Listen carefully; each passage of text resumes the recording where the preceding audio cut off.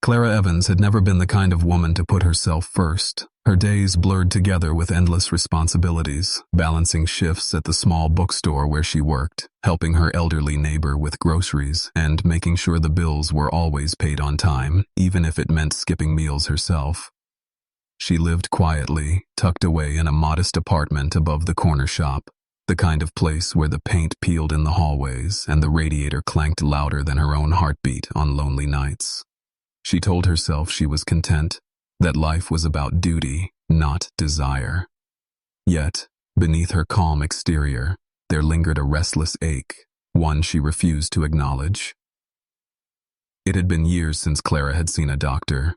She brushed off the dizziness, ignored the tightness in her chest, and laughed away her friends' concerns. But lately her body had been sending sharper signals, fatigue that clung to her bones in moments when the world tilted on its axis. One evening, after nearly fainting while shelving a stack of heavy hardcovers, she realized she could no longer pretend everything was fine.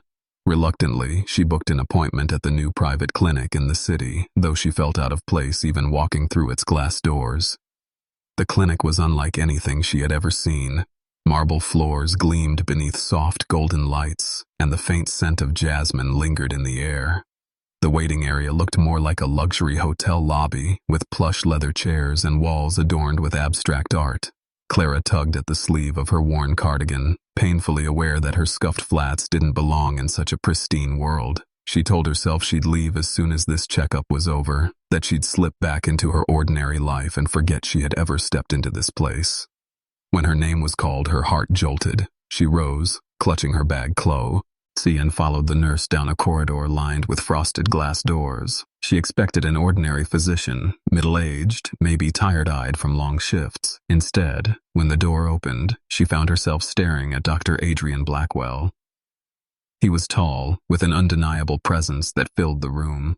His suit jacket hung neatly on the back of his chair, leaving him in a crisp white coat that seemed tailored to his broad shoulders. His dark hair was combed back, a streak of silver at his temple, and his eyes, cool, gray, piercing, lifted to meet hers with such intensity that Clara's breath caught before she could even sit down. He stood as she entered, his movements controlled, deliberate, as though he carried not just authority but something heavier, something unspoken. "Miss Evans," he said, his voice low and measured. "Please, have a seat." Clara managed a nod, sinking into the chair opposite him. She tried to focus on the medical forms spread across his desk, but her gaze betrayed her, flickering back to his strong jaw, the way his hands rested with precise calm. She could almost feel the weight of his attention on her, as if he were reading more than just the information on the paper before him. Their exchange began like any other doctor's appointment.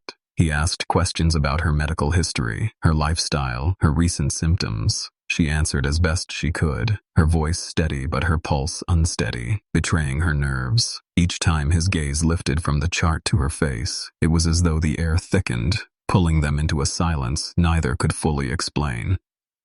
At one point, his fingers brushed against her wrist while checking her pulse, and Clara froze. It should have been nothing, clinical, routine, but the moment stretched, charged, as if the space between them had shifted. Adrian's eyes lingered a second longer than necessary before he cleared his teeth, wrote and released her hand.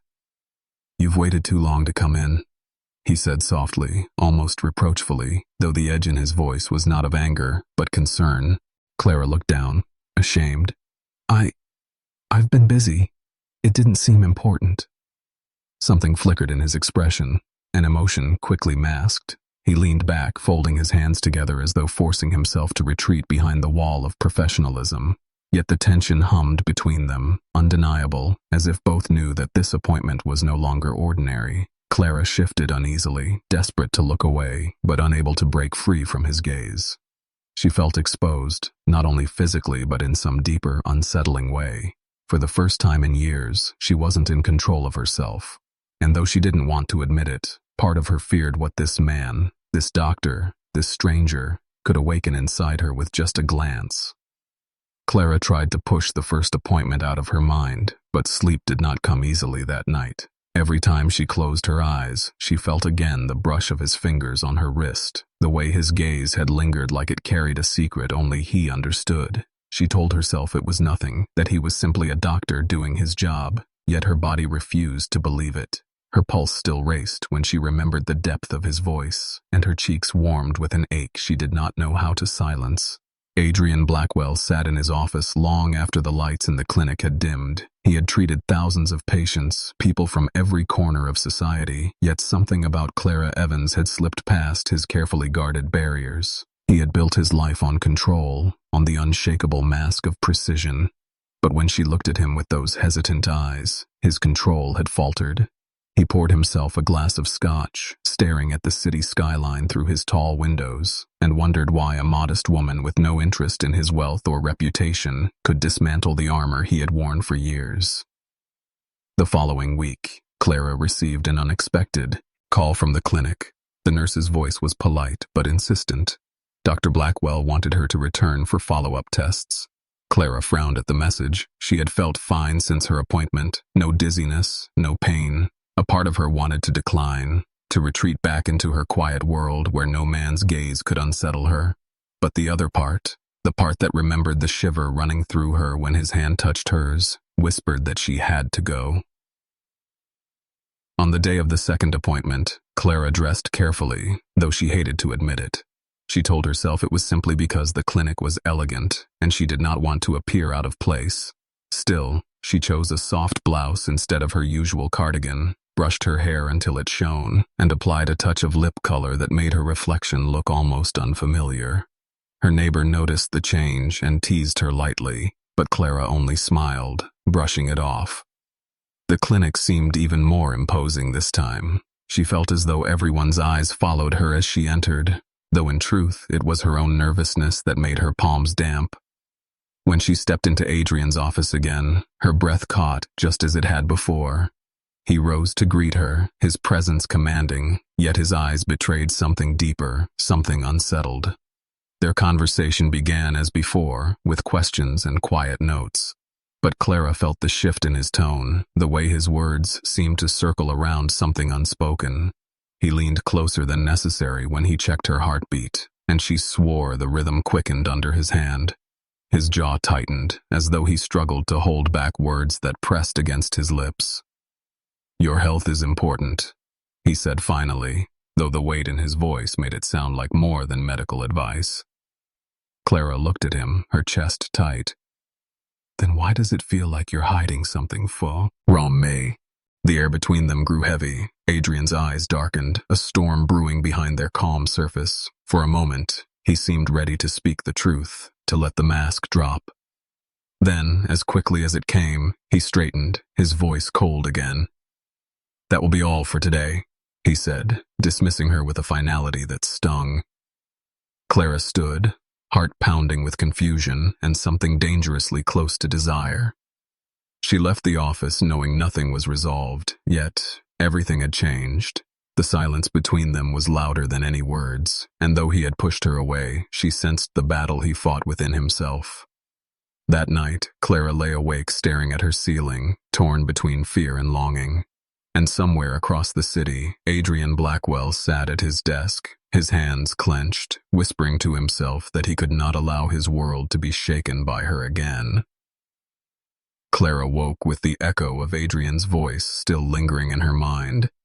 He had dismissed her so quickly, so sharply, yet his eyes had betrayed something that words could not cover. She told herself she should forget it, that he was nothing more than a doctor and she was just a patient, but the truth clung to her like a shadow. Each time she tried to focus on her work at the bookstore, she caught herself staring blankly at the pages, her thoughts circling back to him. The memory of his touch, the way his gaze burned into hers, refused to fade. It was as though her body remembered something her mind kept denying. Adrian spent his days pretending to be unaffected, his composure flawless in front of his staff and his wealthy patients. Yet at night, when the silence of his penthouse closed in around him, he could not escape the image of Clara Evans. Her voice, soft but steady, her honesty when she admitted she had neglected her health. The way she looked at him, not with awe or calculation, but with something that, stripped him bare. He had spent years building walls, telling himself desire was a weakness he could not afford, but Clara had torn through them without even knowing it. He found himself searching her name, pulling up pieces of her life through quiet investigations. Each discovery made his chest tighten: her modest home, her meager earnings, her unshakable sense of duty. She was nothing like the women who filled his world, and that difference unsettled him more than he could admit. The nights grew restless for Clara as well. She tossed and turned, her body trembling at the thought of what she had felt in that office. She remembered how her pulse had raced under his hand, how his voice had dropped lower when he told her her health was important. It was not just the words, but the way he said them, like he was speaking about more than her body. She pressed her hands against her chest, whispering to herself that it was madness. But madness or not, she could not ignore it. One evening, as the bookstore closed and the rain tapped against the glass, Clara thought she saw a figure standing across the street. A tall man, dark coat, still as stone. For a moment her breath caught, certain it was Adrian, watching her from the shadows. When she blinked, the street was empty, only the reflection of the street lamp on wet pavement. But the unease stayed with her, chilling her skin. Meanwhile, Adrian sat in his office late into the night, staring at her file. He told himself he was ensuring her health, that his insistence on follow-ups had been purely professional, but he knew better. She had invaded his thoughts in a way no one ever had. He pressed his hands against his temples, whispering that he had to let her go, and yet, when his phone lit up with a message from his closest confidant, warning him that he was slipping, Adrian could only type one word in reply: her. The pull betrayal in them grew stronger with each day apart. Clara could feel it in her chest, the sense that her life was shifting, pulling her toward a storm she could not escape. And Adrian, for all his wealth and power, felt powerless for the first time in his life. It was no longer a question of whether he wanted her. It was a question of how long he could fight before his carefully built world collapsed under the weight of desire he could no longer control. Clara stood outside the clinic doors, her fingers trembling as she clutched her bag. She told herself she had come only because of the nurse's call, that this was about her health and nothing else, yet her heart knew she was lying. Something had drawn her back, something more powerful than reason. When she stepped into the marble hall, the familiar scent of jasmine returned, wrapping around her like a warning and a promise all at once. Adrian was waiting in his office, his posture straight, his expression unreadable. But the moment Clara walked in, the air shifted. He rose, and though his movements were calm, there was a tension in his shoulders that betrayed his struggle. He greeted her with the same quiet formality as before, yet his eyes lingered too long, tracing her face as though he had memorized it in her absence. Clara's chest tightened. She wanted to look away, to break free from his gaze, but she couldn't. The examination began with routine questions, but every word seemed charged. When he leaned close to check her heartbeat, Clara felt her breath falter. His hand pressed lightly against her chest, steady and professional, yet the warmth of his skin sent a shiver through her veins. She knew he felt it too because his jaw clenched, and for a brief moment his eyes flickered with a storm he could not hide. "Your heart is racing," he murmured, his voice lower than before. Clara's lips parted, but no words came. She could not tell him that it was not illness, but his nearness that made her pulse quicken. She could not admit that every inch of her body betrayed her whenever he was close. He pulled back sharply, turning away to write something on her chart. His pen scratched against the paper with more force than necessary. Clara's chest ached at the sudden distance, the wall he had thrown up between them again. "You're hiding something," she whispered, her voice trembling but steady enough to slice through the silence. Adrian froze, the pen halting in his hand. Slowly, he lifted his gaze to hers. For a heartbeat, his guard slipped. She saw it, the longing, the torment, the truth he had buried. But then, just as quickly, the mask returned. "This is not the place for questions like that," he said, his tone cool, though his voice cracked with the weight of what he left unsaid. Clara rose from the chair, her pulse wild, her chest tight. Then when is the place? Because every time I'm here, I feel like you're fighting something, and I don't know why. For the first time since she had met him, Adrian's control fractured. He stepped closer, his eyes locked on hers, his presence overwhelming. For a moment she thought he might speak, might confess the truth that hung between them like fire. But just as her breath hitched in anticipation, he stopped himself. His hands curled into fists at his sides, his jaw set like stone. "You should go," he said finally, his voice low, strained, almost pained. Clara stared at him, her throat burning. She wanted to demand answers, to break through the barrier he had built, but the look in his eyes silenced her. It was not rejection she saw, but desperation, as though he were protecting her from something she could not yet understand. She left his office with her heart torn wide open, confusion and desire twisting inside her. As she stepped back into the night, the air heavy with the scent of rain, she knew nothing about her life would ever be the same again. And Adrian, standing alone in the quiet room, pressed, his palms against the desk, whispering her name into the silence, hating himself for wanting her and fearing the storm that was yet to come. The invitation arrived in the most unexpected way. Clara found the envelope slipped under her apartment door, its cream paper heavy, embossed with a golden seal that looked far too important to belong to her. Inside, in Adrian's unmistakable handwriting, was a single line.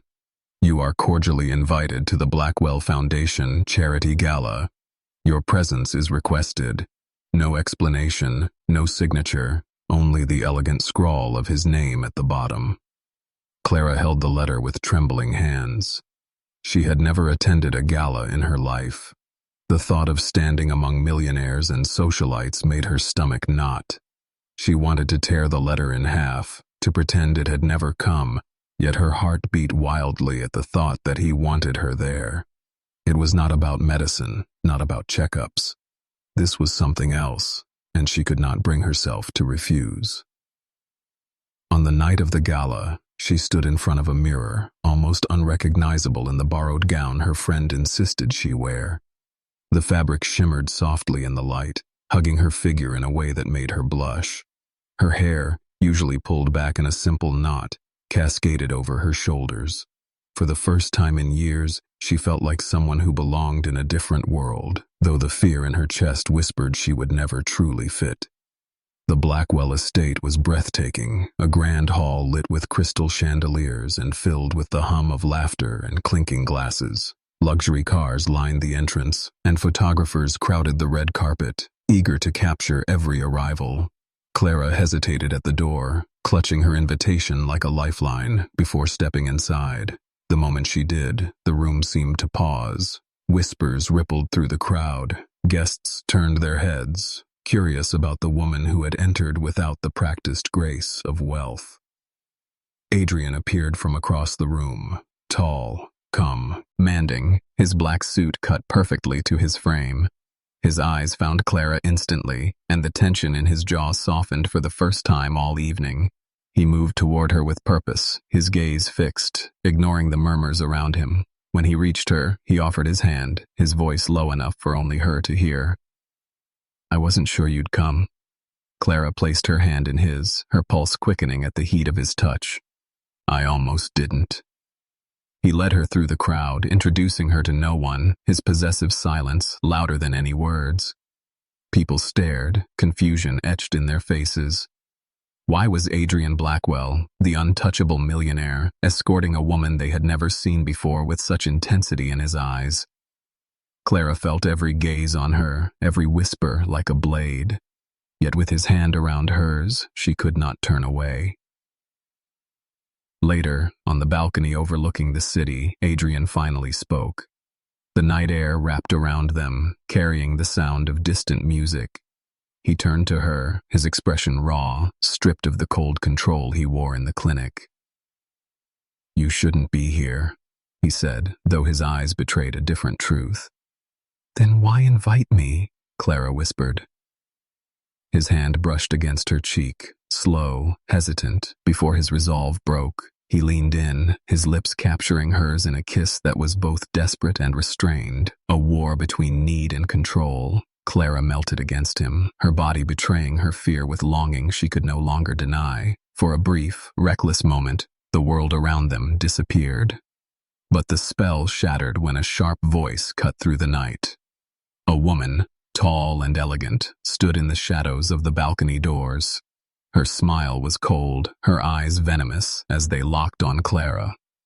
"Enjoying yourself, my dear?" the woman asked, her words dripping with threat. "I'd be careful. Adrian Blackwell's world has destroyed better women, and you." Clara froze, her breath caught in her throat. Adrian stiffened, his hand tightening around hers, but the damage was done.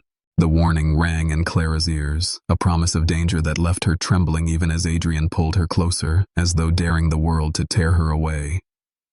The music from the ballroom drifted faintly onto the balcony, but Clara heard only the rush of her own heartbeat. Adrian's hand was still firm on hers, his eyes locked with a warning she could not fully read. The woman who had spoken stepped closer, her heels clicking against the marble, each step deliberate and sharp. She carried herself with the grace of someone who belonged in this glittering world, her gown flawless, her diamonds catching the light. But it was her expression that chilled Clara most, a smile that never reached her eyes, a predator's smile. "Adrian," the woman said smoothly, tilting her head as though amused by the scene before her. "You always did have a taste for strays. How quickly you forget who really belongs at your side." Adrian's jaw tightened, his grip on Clara's hand unyielding. "Leave her out of this, Evelyn." Clara's breath caught at the name. Evelyn. The sound of it was familiar, one she had heard whispered already that evening by guests who had eyed her with judgment. Evelyn Blackwell, Adrian's former fiancée, the woman society once assumed he would marry. Evelyn's gaze shifted to Clara, her eyes sweeping over her with cruel precision. "Do you have any idea what you've stepped into, little girl? Men like Adrian don't break for women like you. They use you, and when they're done, they discard you. You should walk away before you're nothing more than a stain in the shadow of his empire."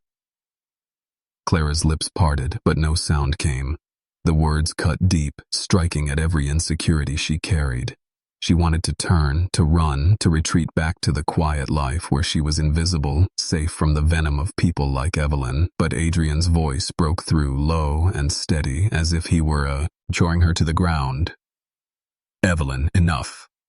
He stepped forward, placing himself between the two women. His presence was commanding, his tone leaving no room for argument. "You don't control me. Not anymore." Evelyn's eyes flickered with fury, though her smile never faded. "Then control yourself, Adrian. Because if you don't, everything you've built will come crashing down, and she'll be the first casualty." She turned sharply and disappeared into the ballroom, her words hanging like smoke in the air. Clara swallowed hard, her chest tight. What did she mean? Adrian didn't answer immediately. His face, so often carved in stone, revealed a flicker of something Clara had never seen before. Fear. He looked at her as though torn between confessing everything and burying it deeper than ever. "You don't need to know," he said finally, his voice strained. "Not tonight." Clara shook her head, stepping back, her gown brushing against the balcony rail.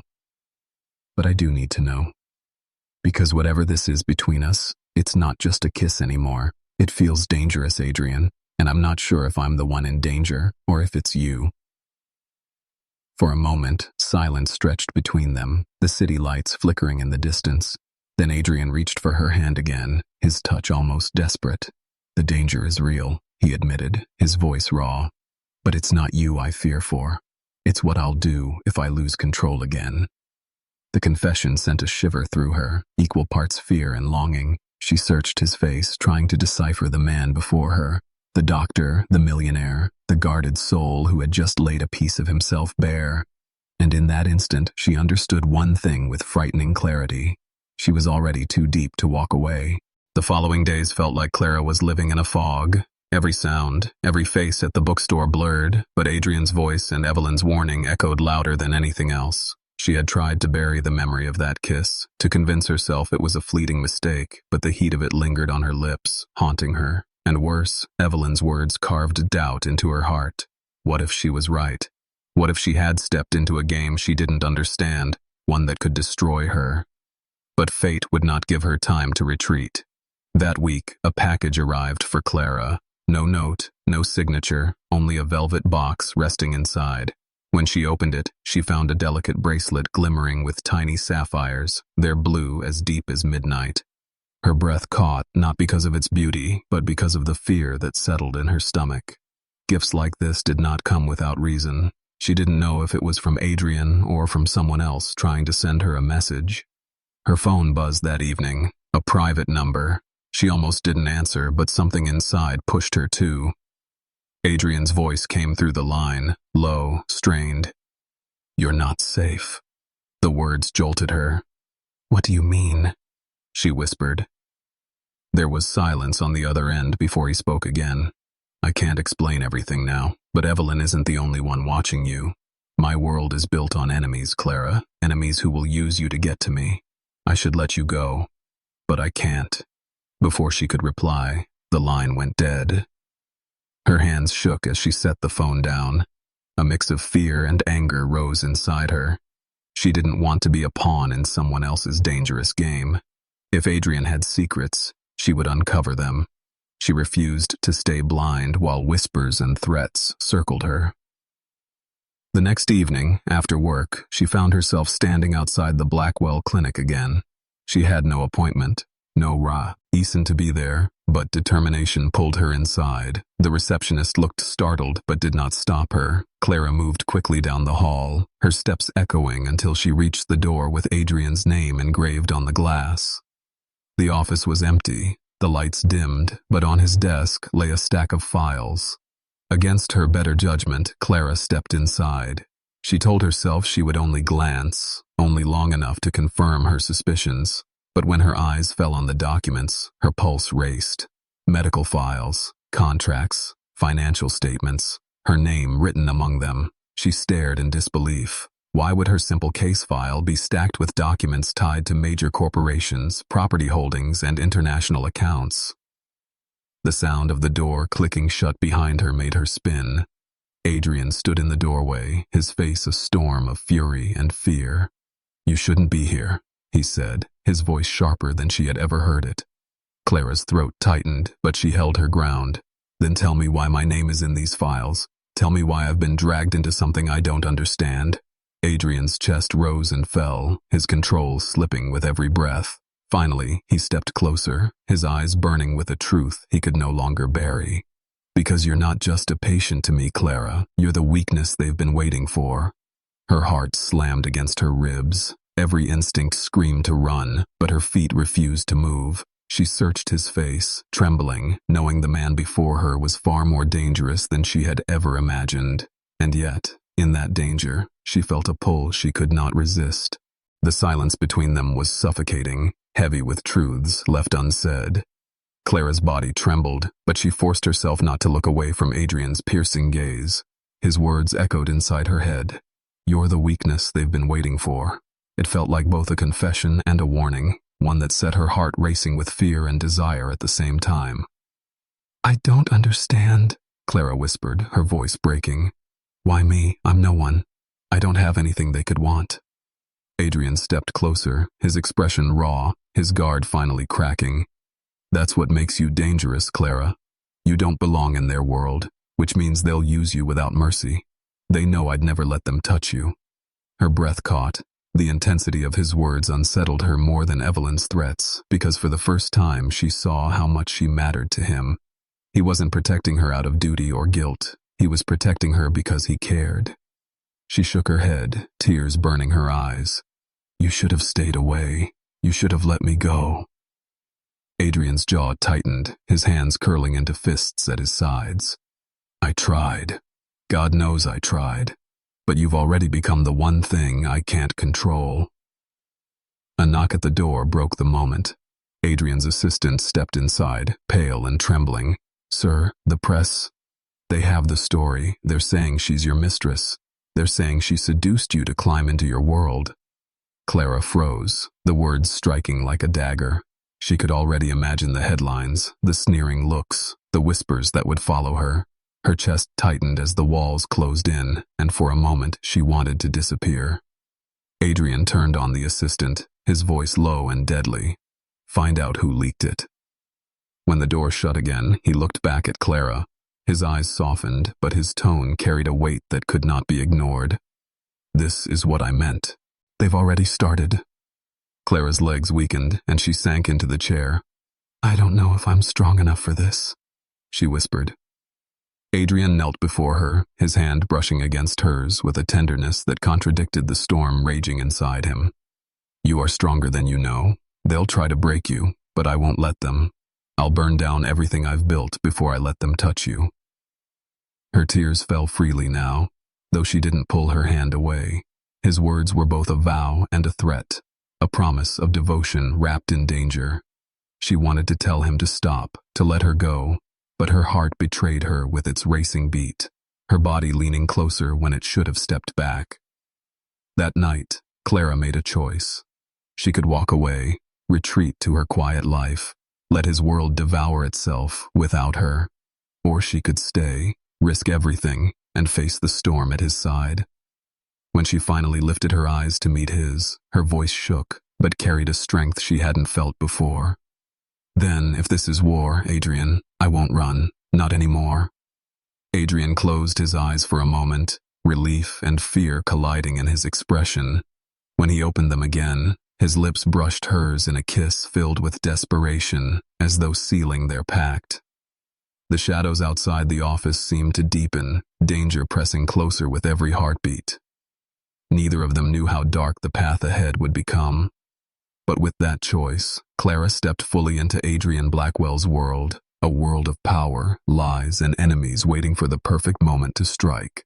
The storm arrived faster than Clara could prepare for. By morning, the headlines spread like wildfire, plastered across glossy magazines and flashing on news screens in every cafe and corner store. Her name was everywhere, twisted into cruel stories she had never imagined. Ordinary woman seduces billionaire doctor. Blackwell empire at risk over secret mistress. Photographers gathered outside her apartment, shouting questions she didn't have answers to. Neighbors stared with pity, some with jealousy, and Clara felt the ground crumble beneath her feet. She tried to reach Adrian, but the clinic phones were flooded, his office sealed behind closed doors. Every time she stepped outside, the cameras swarmed her, their flashes blinding, their questions like knives. She clutched her coat tighter around herself, wishing she could disappear.